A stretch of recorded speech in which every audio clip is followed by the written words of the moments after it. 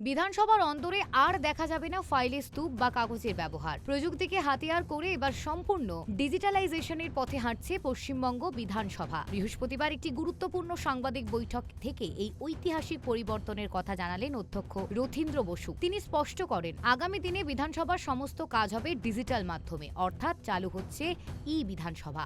যে আমরা এই বিধানসভাকে ই বিধানসভাতে রূপান্তরিত করব, অর্থাৎ পেপারলেস বিধানসভা হবে। আমরা 33 নম্বর, এর আগে 32টা জায়গায় হয়ে গেছে, সেটা হচ্ছে আমরা 33 নম্বরে সেই মৌ সাইন করেছি।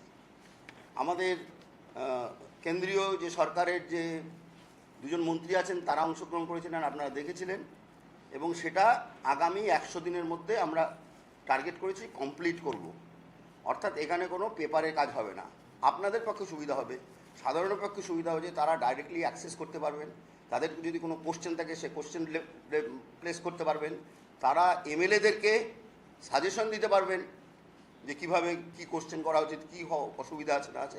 তারপরে এটা একটা বিরাট একটা এরিয়া খুলে যাবে মানুষের কাছে, যে গণতান্ত্রিক প্রক্রিয়ায় সাধারণ মানুষের অংশগ্রহণ আরও ব্যাপক হবে।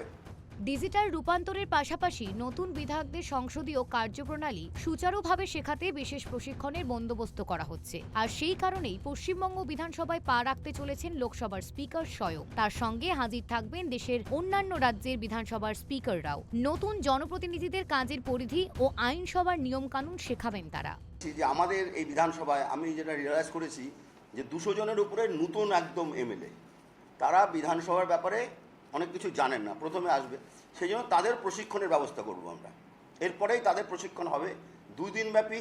আমাদের যে দেশের ভালো ভালো যারা খুব এক্সপিরিয়েন্সড সেসব স্পিকাররা আসবেন,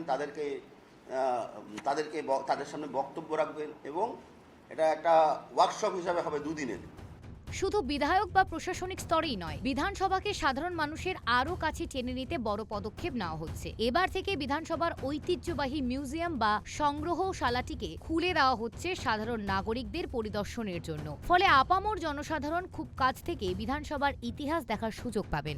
যে আমাদের যে বিধানসভা হবে, অর্থাৎ 18 তারিখ যেটা হচ্ছে, সেখানে আমরা আলিপুরদুয়ার থেকে একটা স্কুলের 100 জন ছাত্রকে দেখার ব্যবস্থা করছি অধিবেশনটা, প্লাস আমরা বয়স্ক নাগরিকদের প্রায় 50 জন বয়স্ক নাগরিক আসবেন, তারা দেখবেন, প্লাস আরও একটা ল কলেজ আছে, সেই ল কলেজের ওরাও এই সেশনে তারা পার্টিসিপেট করবে এবং দেখবে।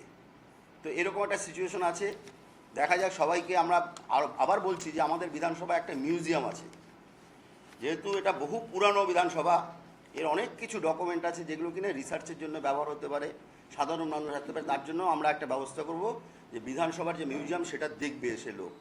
এছাড়া বিভিন্ন সাংস্কৃতিক অনুষ্ঠান করার জন্য আমাদের এখানে হল আছে, সেই হলটাকেও কীভাবে ব্যবহার করা যায়, সাংস্কৃতিক অনুষ্ঠান কীভাবে করা যায়, মানুষকে আরও কাছে টানা যায়, সাধারণ মানুষকে যাতে তাদের বিধানসভা ভিত্তিক এবং এই গণতান্ত্রিক প্রক্রিয়া অংশগ্রহণ করা যায়, সেই দৃষ্টিভঙ্গি নিয়ে আমরা এগোচ্ছি। এদিনের সাংবাদিক বৈঠকে স্বাভাবিকভাবেই রাজ্যের একাধিক রাজনৈতিক প্রসঙ্গ উঠে আসে। তবে সব বিষয়ে কথা বললেও রাজ্যের বিরোধী দলনেতাকে জড়িয়ে তৈরি হওয়া সাম্প্রতিক কোনো বিতর্কে বা তার প্রসঙ্গে কোনো মন্তব্যই করতে চাননি স্পিকার। সব মিলিয়ে একদিকে যেমন প্রযুক্তির হাত ধরে আধুনিক হচ্ছে রাজ্য বিধানসভা, তেমনই অন্যদিকে সাধারণ মানুষের জন্য তার দরজা খুলে দিয়ে এখন নতুন নজির তৈরি করতে চলেছে রাজ্য প্রশাসন। ক্যামেরায় বরুণ ভান্ডারের সঙ্গে দেবযানী সরকারের রিপোর্ট, কেটিভি বাংলা।